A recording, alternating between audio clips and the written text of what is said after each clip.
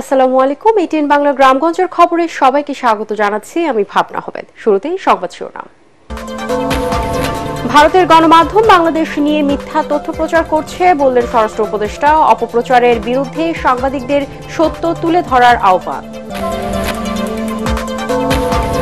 মাওলানা সাদকে বিশ্ব ইজতেমায় আসার অনুমতি দেওয়ার দাবিতে দেশের বিভিন্ন স্থানে বিক্ষোভ মিছিল, জেলা প্রশাসকের কাছে স্মারকলিপি। বেঁধে দেওয়া সময়ের মধ্যে জাহাজ ভাঙা শিল্পকে পরিবেশ বান্ধব ইয়ার্ডে রূপান্তরের শর্ত পূরণ করতে পারবে না বেশিরভাগ প্রতিষ্ঠান। বিনিয়োগ ও সহায়তা চান ব্যবসায়ীরা। শুনছিলেন শিরোনাম, এবারে বিস্তারিত। ভারতের গণমাধ্যম বাংলাদেশ নিয়ে অপপ্রচার ও মিথ্যা প্রচারণা চালাচ্ছে বলে মন্তব্য করেছেন স্বরাষ্ট্র উপদেষ্টা জাহাঙ্গীর আলম চৌধুরী। ভারতীয় মিডিয়ার অপপ্রচারের বিরুদ্ধে সত্য তুলে ধরতে সাংবাদিকদের প্রতি অনুরোধ জানান তিনি। তার দাবি, দেশে কোনো অস্থিতিশীল পরিবেশ তৈরি হয়নি। দুপুরে রংপুরের পীরগঞ্জে শহীদ আবু সাইদের কবর জিয়ারত করে সাংবাদিকদের এসব কথা বলেন উপদেষ্টা। এ সময় তিনি হুঁশিয়ার করেন, জুলাই অভ্যুত্থানের শহীদ আবু সাইদের মামলায় কোনোভাবেই কাউকে ছাড় দেওয়া হবে না। পরে আবু সাইদ ফাউন্ডেশনের পক্ষ থেকে দুস্থদের মাঝে শীতবস্ত্র বিতরণ করেন তিনি। কোনো অস্থিতিশীল পরিস্থিতি তৈরি হয় নাই। পার্শ্ববর্তী দেশের মিডিয়া আমগো সম্বন্ধে অনেক মিথ্যা প্রচার করে, যেটা একমাত্র আপনারা এটা করতে পারেন, কাউন্টার করতে পারেন, যেহেতু আপনারা সত্যি ঘটনা প্রকাশ করে এদের এই মিথ্যা প্রচারটাকে বন্ধ করে দিতে পারেন। এই মামলাটা যত তাড়াতাড়ি সম্ভব আমরা শুনানি শুরু করব এবং অন্যান্য যে আসামিরা ঘুরে বেড়াচ্ছে তাদের যদি আপনারা আইডেন্টিফাই করতে পারেন এবং আমার পুলিশ আইডেন্টিফাই করতে পারে, তাদের অবশ্যই আইনের আওতায় নিয়ে আসা হবে। জনগণের অংশগ্রহণ ছাড়া কোনো সংস্কারই টেকসই ও গ্রহণযোগ্য হবে না বলে মনে করে বিএনপি। রাষ্ট্র সংস্কারের ৩১ দফা নিয়ে খুলনা বিভাগীয় প্রশিক্ষণ কর্মশালায় এমন বক্তব্য উঠে আসে। খুলনা প্রেস ক্লাব মিলনায়তনে দিনব্যাপী প্রশিক্ষণ কর্মশালায় প্রধান অতিথি হিসেবে ভার্চুয়ালি বক্তব্য রাখেন বিএনপির ভারপ্রাপ্ত চেয়ারম্যান তারেক রহমান। খুলনা বিভাগে তৃণমূল, বিএনপি ও সহযোগী সংগঠনের নেতারা এতে অংশ নেন। এতে তৃণমূল নেতাদের মতামত নেওয়া ও বিভিন্ন প্রশ্নের জবাব দেন বিএনপির সিনিয়র নেতারা। মূলত বিএনপি ঘোষিত ৩১ দফা সংস্কার কর্মসূচির বিষয়ে জনসম্পৃক্ততা বাড়াতেই দেশব্যাপী নেতাদের প্রশিক্ষণ দেওয়া হচ্ছে।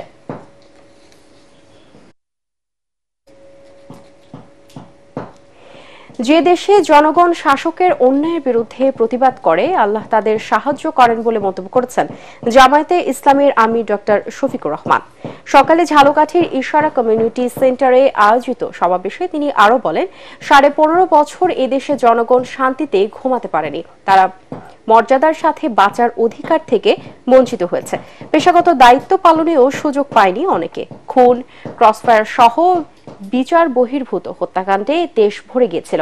বহু মায়ের বুক খালি করা হয়েছে। এ সময় জামায়াতে ইসলামের ১১ শীর্ষ নেতার হত্যার ঘটনা উল্লেখ করে বলেন, তারা এই অঞ্চলের গর্ব।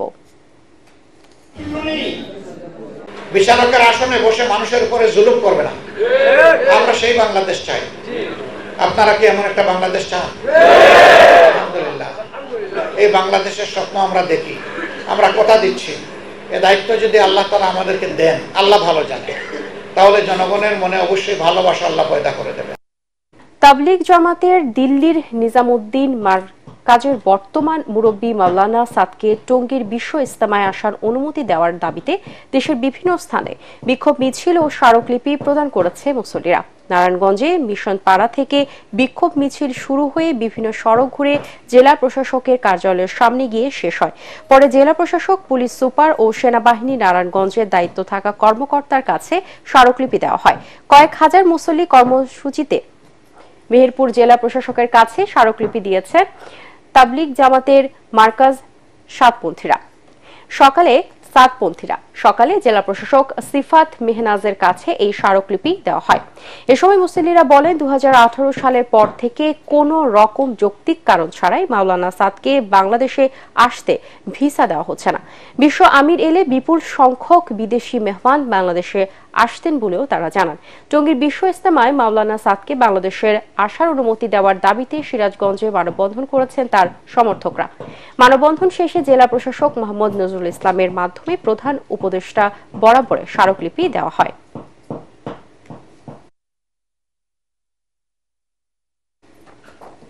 আগামী বছর জুনের মধ্যে দেশের সব শিপ রিসাইক্লিং ইয়ার্ডগুলোকে গ্রিন ইয়ার্ডে পরিণত করতে হবে। তবে 50টিরও বেশি শিপইয়ার্ড থাকলেও নির্ধারিত সময়ের মধ্যে এই শর্ত পূরণ করতে পারবে অর্ধেকের মতো।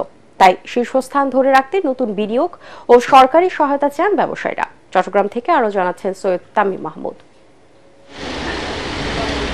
2009 সালে অনুষ্ঠিত হংকং কনভেনশনে আইএমওর সদস্য দেশগুলোর জাহাজ কাটার সব ইয়ার্ডকে 2025 সালের জুনের মধ্যে গ্রিন ইয়ার্ডে রূপান্তরের বাধ্যবাধকতা দেয়া হয়। কিন্তু অর্থ সংকটে এখন পর্যন্ত দেশে গ্রিন হয়েছে মাত্র 5টি ইয়ার্ড। আরও 20টি প্রক্রিয়াধীন থাকলেও নির্ধারিত সময়ের মধ্যে গ্রিন করা সম্ভব হতে পারে 13 থেকে 14টি ইয়ার্ড।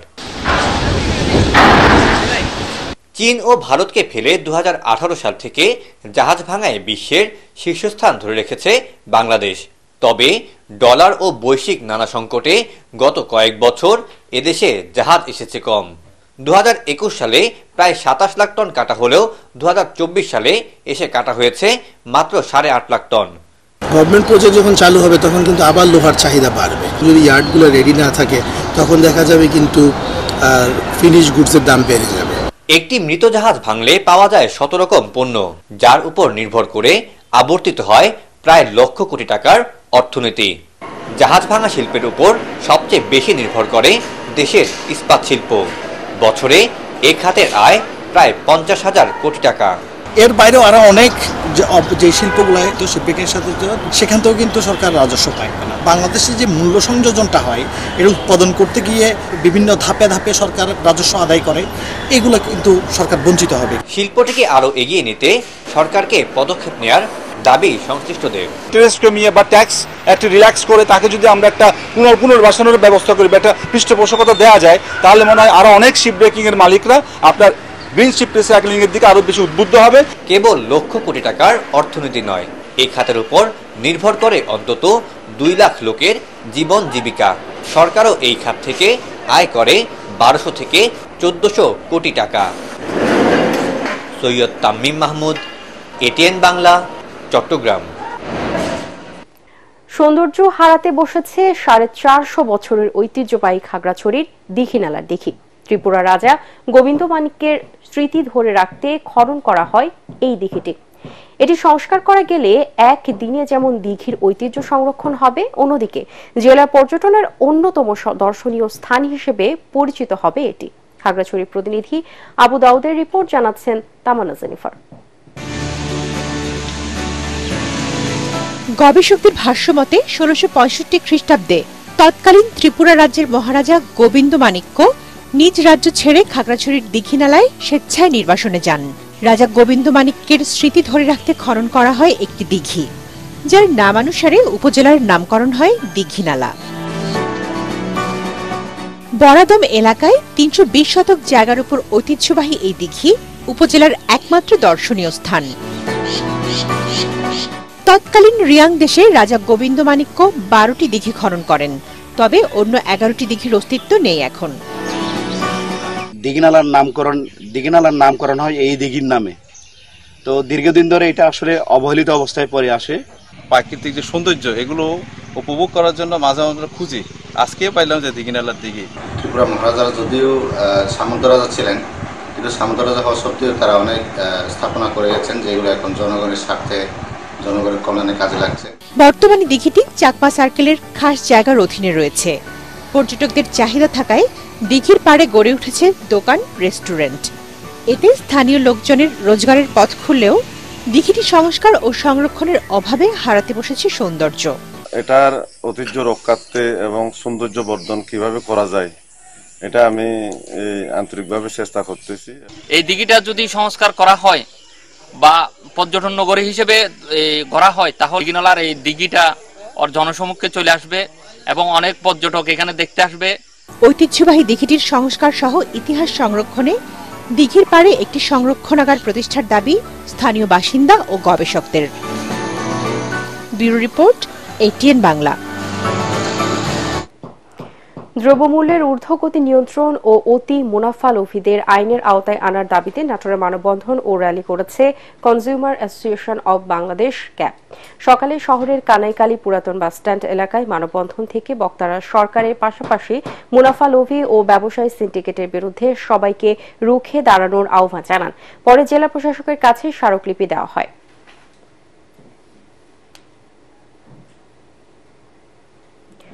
চাঁপাইনবাবগঞ্জে সদর উপজেলার বাগডাঙ্গা দারুল উলুম দাখিল মাদ্রাসা খেলার মাঠ থেকে অবৈধ স্থাপনা উচ্ছেদের দাবিতে মানববন্ধন কর্মসূচি পালিত হয়েছে। সকালে মাদ্রাসার শিক্ষক ও ছাত্রছাত্রীর ব্যানারে এই কর্মসূচি পালিত হয়। এ সময় বক্তারা অবিলম্বে অবৈধ স্থাপনা উচ্ছেদ করে শিক্ষার্থীদের খেলাধুলার সুযোগ করে দেওয়ার জন্য প্রশাসনের প্রতি আহ্বান জানান। নানা কর্মসূচির মধ্য দিয়ে ৩ পার্বত্য জেলার শান্তি চুক্তির ২৭ বছর পূর্তি পালিত হয়েছে। বান্দরবানে চুক্তি বাস্তবায়নের দাবিতে শহরের রাজার মাঠে সমাবেশ করে জনসংহতি সমিতি। এদিকে ক্ষুদ্র নৃগোষ্ঠীর সাংস্কৃতিক ইনস্টিটিউট মিলনায়তনে চুক্তির বর্ষপূর্তি পালন করে পার্বত্য জেলা পরিষদ। এতে সেনাবাহিনীর রিজিয়ন কমান্ডার ব্রিগেডিয়ার জেনারেল মেহেদী হাসান ও জেলা পরিষদের চেয়ারম্যান অধ্যাপক থানজামা লুসাই উপস্থিত ছিলেন। এছাড়া শান্তি চুক্তির বিভিন্ন ধারা সংস্কারের দাবিতে বাঙালিদের সংগঠন পার্বত্য নাগরিক পরিষদ মুক্ত মঞ্চে ও চুক্তির পূর্ণাঙ্গ বাস্তবায়নের দাবিতে ইউপিডিএফ গণতান্ত্রিক দল বালাঘাটায় সমাবেশ করে। পার্বত্য চট্টগ্রামে চুক্তি বাস্তবায়নে বৃহত্তর আন্দোলন জোরদার করার আহ্বান জানিয়ে রাঙ্গামাটির জিমনেশিয়াম মাঠে গণসমাবেশ করে জনসংহতি সমিতি। সমাবেশে অন্যান্যের মধ্যে বক্তব্য রাখেন জনসংহতি সমিতির শীর্ষ নেতা সাবেক সংসদ সদস্য উষাতন তালুকদার। পার্বত্য শান্তি চুক্তির বর্ষপূর্তি উপলক্ষে খাগড়াছড়ির মাটিরাঙ্গায় সেনাবাহিনীর উদ্যোগে বিশেষ মানবিক সহায়তা ও বিনামূল্যে চিকিৎসা সেবা দেওয়া হয়েছে। 15 field regiment artillery Matiranga zone অধিনায়ক লেফটেন্যান্ট কর্নেল কামরুল হাসান সহ অন্যান্যরা এ সময় উপস্থিত ছিলেন।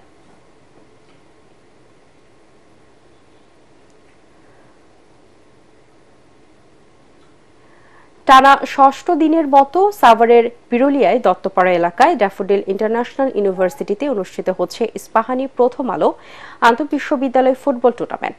আজকে প্রথম খেলায় অংশ নেয় শেরেবাংলা কৃষি বিশ্ববিদ্যালয় ও ড্যাফোডিল ইন্টারন্যাশনাল ইউনিভার্সিটি। দ্বিতীয় খেলায় অংশ নেয় ফারিস্ট ইন্টারন্যাশনাল ইউনিভার্সিটি ও জাহাঙ্গীরনগর বিশ্ববিদ্যালয়। আর তৃতীয় খেলায় ঢাকা প্রকৌশল ও প্রযুক্তি বিশ্ববিদ্যালয় গণবিশ্ববিদ্যালয়ের বিরুদ্ধে প্রতিদ্বন্দ্বিতা করে। খেলা চলাকালে প্রথম আলো ও ইস্পাহানির ঊর্ধ্বতন কর্মকর্তারা উপস্থিত ছিলেন। টুর্নামেন্টের মিডিয়া পার্টনার এটিএন বাংলা।